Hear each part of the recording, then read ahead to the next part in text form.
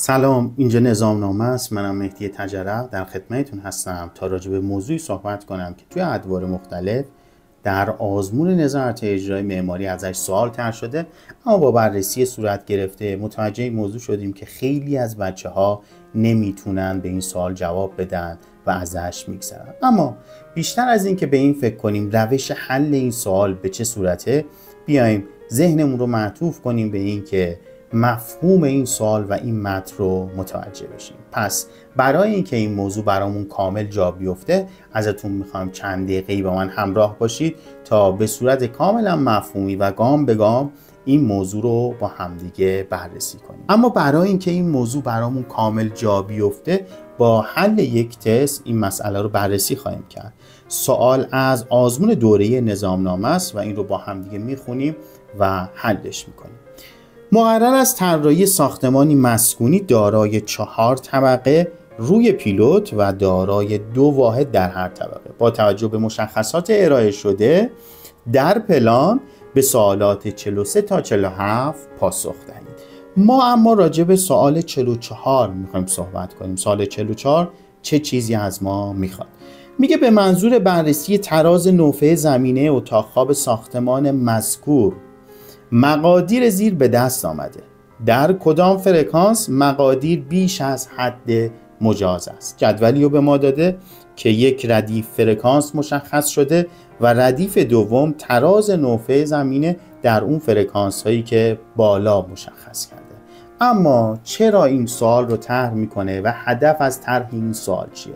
شما به عنوان معمار قرار ساختمانی رو طراحی کنید که فضاهای مختلف رو طوری جانمایی کنید تا آسایش صوتی فراهم بشه. برای این موضوع مبحث 18 برای تک تک فضاها یک تراز نوفه زمینه رو مشخص کرده. شما یک دستگاهی رو میذارید توی اون سایت ساختمونی که قرار ساخته بشه و میاد تراز نوفه زمینه رو، اون مقدار صدای مزاحم اطراف رو بررسی میکنه و توی فرکانس های مختلف میاد این مقادیر رو به شما میده. اما این مقادیر رو شما به دست آوردید و توی این مرحله باید بیاید با آن چیزی که مبحث 18 میگفته مقایسه کنید و اون جاهایی که این مقادیر به دست اومده از آن چیزی که توی جدول وجود داره بیشتر بود، اونجاست که توی اون فرکانس مقدار تراز نوفه زمینه ما غیر مجاز خواهد بود. خب من گام به گام این رو توضیح میدم و شما همین رو یادداشت کنید تا کامل روی این مسئله مسلط بشید و سر جلسه آزمون بیاید گام به گام این رو انجام بدید. خیلی ساده است و من این رو براتون می نویسم. خب برای حل این موضوع باید گام به گام این مراحل رو انجام بدیم. خیلی ساده است بچه‌ها، دقت کنید. در ابتدا باید PNC فضای مورد نظر رو استخراج کنیم. از چه چیزی؟ از جداول تراز نوفه زمینه. کجاستیم؟ توی فصل دوم مبحث 18 بر اساس تصرف و نوع فضا این تفکیک شده. در واقع ما جداولی مشابه این رو داریم که الان جدول 18.2.2.1 میگه تراز نوفه زمینه مجاز برای چه نوع ساختمونی؟ برای فضاهای داخلی ساختمان مسکونی. خب اتاق خواب رو ما اینجا میخوایم بررسی کنیم. اتاق خواب رو داریم اینجا LAEQT رو داریم که تی همون 30 دقیقه است و این قسمت PNC رو داریم. ما با مقدار PNC کار داریم. PNC رو از اینجا استخراج میکنیم. پس PNC اتاق خواب میشه 30 دسیبل.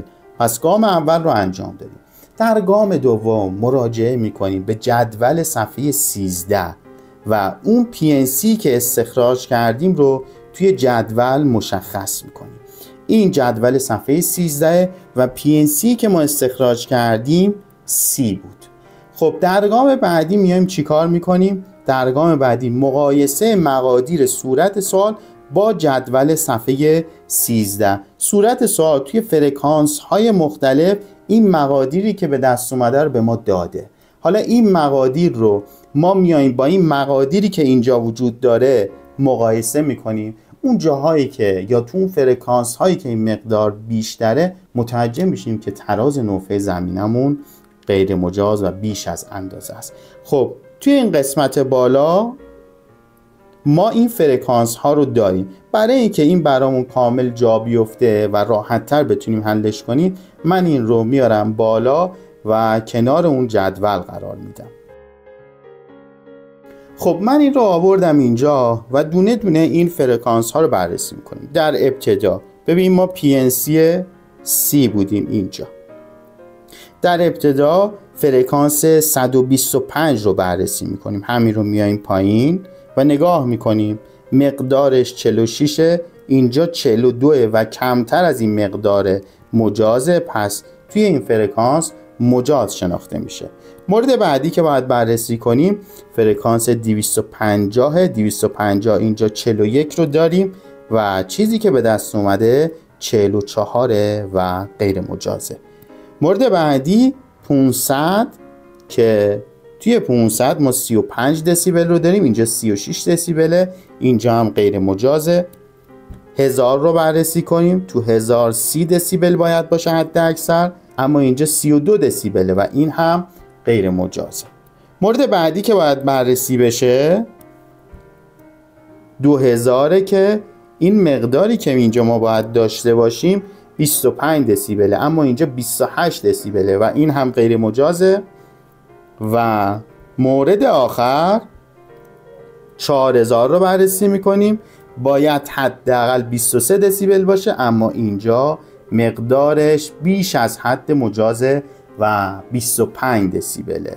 پس تا اینجا ما متوجه شدیم فقط فرکانس 125 مقدارش مجازه. توی گزینه هم اگر نگاه کنیم میگه در فرکانس 125 و 250 بیش از حد مجازه. خب 125 بیش از حد نیست، فقط در فرکانس 250 و 500 1000 بیش از حد مجازه که خب ما 2000 و 4000 اونم بیش از حد مجازه، این هم نیست. فقط در فرکانس 1000 2000 و 4000 بیش از حد مجازه، ما 500 و 250 همون هم بیش از حد مجازه و 4 در تمام فرکانس ها به جز 125 بیش از حد مجازه که فقط گزینه صحیح ما همین گزینه 4 خواهد بود. خب بچه ها امیدوارم که این ویدیو براتون مفید فایده واقع بشه و بتونید ازش استفاده کنید و ازتون میخوام با حمایتاتون به بیشتر دیده شدن این ویدیوها کمک کنید. شما رو به خدای بزرگ میسپارم. خدایا رو نگهدارتون.